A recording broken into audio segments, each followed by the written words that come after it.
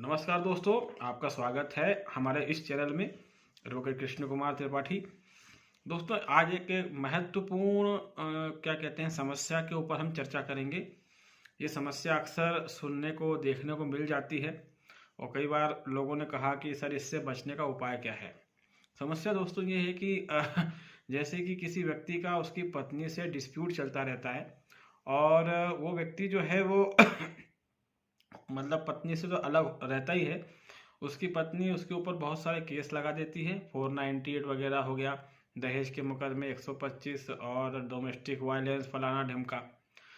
Case लगाने के बावजूद जो पत्नी होती है वो उस व्यक्ति को परेशान करने की नीयत से कभी उसके फैमिली में जाकर हंगामा करती है, कभी उस व्यक्ति के दफ्तर में या फिर वो व्यक्ति जहाँ काम करता है या जहाँ उसका कोई व्यवसाय है वहाँ पर जाकर वो हंगामा करती है, या कभी रिश्तेदारों में अपने पति को बदनाम करने की कोशिश करती है।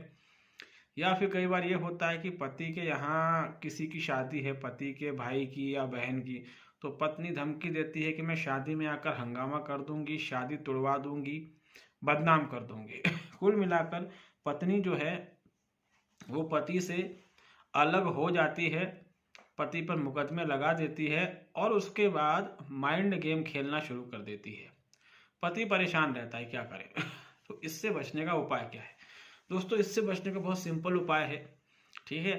अगर आपकी पत्नी आपसे अलग है और वो टाइम टू टाइम ऐसी धमकियां दे रही है कि मैं ये कर दूंगी, मैं वो कर दूंगी, मैं ऐसा कर दूंगी, मैं वैसा कर दूंगी, तो इससे बचने का उपाय ये है कि उदाहरण के लिए अगर आपके यहाँ पर कमिश्नर रूल लागू है, कमिश्नर रूल मतलब होता है पुलिस कमिश्नर, ठीक है। तो एक चीज़ ध्यान रखें, मैं पहले भी कई वीडियो में बता चुका हूँ। हालांकि ये बातें एक आम नागरिक को पता होनी चाहिए। एक आम नागरिक इतना जागरूक होना चाहिए कि उसको कुछ चीज़ें पता होनी चाहिए। पुलिस कमिश्नर रूल और आईजी रूल दोनों अलग अलग होते हैं। हमारे इंडिया में गिने चुने ऐसे शहर हैं जहां पर कमिश्नर रूल लागू है, गिने चुने। और ये जितने भी शहर हैं ये काफ़ी बड़े शहर हैं, इसलिए इसलिए यहाँ पर कमिश्नर रूल लागू है। बाकी अधिकतर शहरों में 90% शहरों में इंडिया में जो है आईजी रूलिंग है, ठीक है। तो दो तरह की रूलिंग होती है और इन दो तरह की रूलिंग के हिसाब से अलग अलग जगह पर अलग अलग कानून लागू होता है, ठीक है। तो अगर मैं कह रहा हूँ कमिश्नर रूल लागू है तो इसका मतलब है पुलिस कमिश्नर, इसका मतलब नगर निगम कमिश्नर से नहीं है, ध्यान रखें। तो अगर आपके यहाँ पर कमिश्नर रूल लागू है तो अपने इलाके के ACP, assistant commissioner of police, उसको सीआरपीसी की धारा 107 के तहत आवेदन दें, ठीक है। और उसमें हर पॉइंट को क्लियर लिख दें और साथ में उसमें ये लिख दें कि आपकी पत्नी जिसका आपसे विवाद चल रहा है, जो आपसे अलग रह रही है, वो आपको बदनाम करने की या आपके परिवार फैमिली में हंगामा करने की या फिर जो भी कंडीशन हो कि आपके घर में शादी है तो शादी तोड़ने, शादी में हंगामा इत्यादि करने की धमकी दे रही है। धारा 107 के तहत ये आवेदन एसीपी को देना पड़ता है।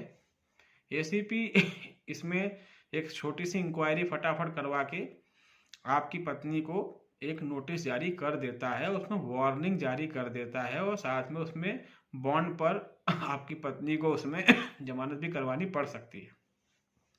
एक तो ये हो गया। दूसरी बात, अगर आपके यहाँ पुलिस का आईजी रूल लागू है कि आपके कमिश्नर नहीं होता, आपके आईजी होता है, एसपी होता है, तब आपको पुलिस में शिकायत नहीं देना है। तब आपको अपने क्षेत्र के एसडीएम, सब डिविजनल मजिस्ट्रेट, जिसको अनुविभागीय जिला दंडाधिकारी भी कहा जाता है, इसके यहाँ पर ये शिकायत देना है। तब जो एसडीएम होगा वो आपकी पत्नी को नोटिस जारी करेगा, ठीक है। इसको धारा 107 सीआरपीसी की कार्यवाही कहते हैं। ये प्रॉब्लम अक्सर देखने को सुनने को मिलती है क्योंकि जितनी भी महिलाओं ने केस लगा के रखे हैं ये बहुत चालाक होती हैं और एक चालाक व्यक्ति हमेशा बहुत ही निम्न स्तरीय हरकतें करता है। तो कई बार क्या होता है कि पुरुष कहीं पर काम करता है, कहीं नौकरी करता है, महिला वहाँ पहुँच जाती है हंगामा करने के लिए।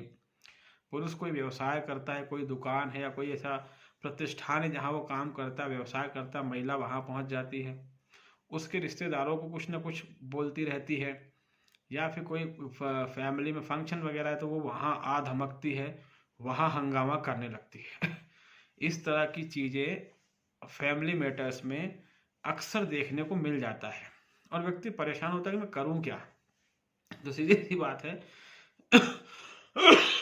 जब भी आपकी पत्नी ये करने की धमकी दे या ऐसी कोई शंका हो तो सीधी सी बात है, आप इमीडिएटली अपने क्षेत्र के एसीपी या फिर अपने क्षेत्र के एसडीएम इनके पास जाकर इमीडिएटली लिखित शिकायत धारा 107 के तहत कर दे और पुलिस से इमीडिएट एक्शन लेने का बोले। पुलिस को कार्रवाई इसमें करनी पड़ती है या एसडीएम को करनी पड़ती है।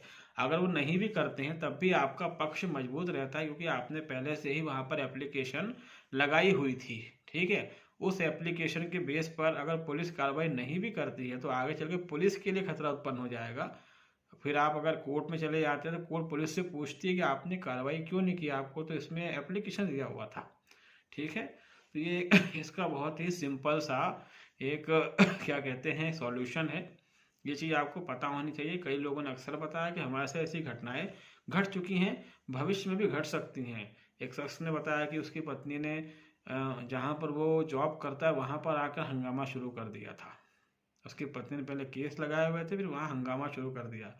उस शख्स की काफ़ी बदनामी हुई थी और उसके बॉस ने भी उसको वार्निंग दी थी कि तुम अपनी पत्नी को यहाँ मत बुलाया करो, जबकि कोई अपनी पत्नी को ऑफिस क्यों बुलाएगा।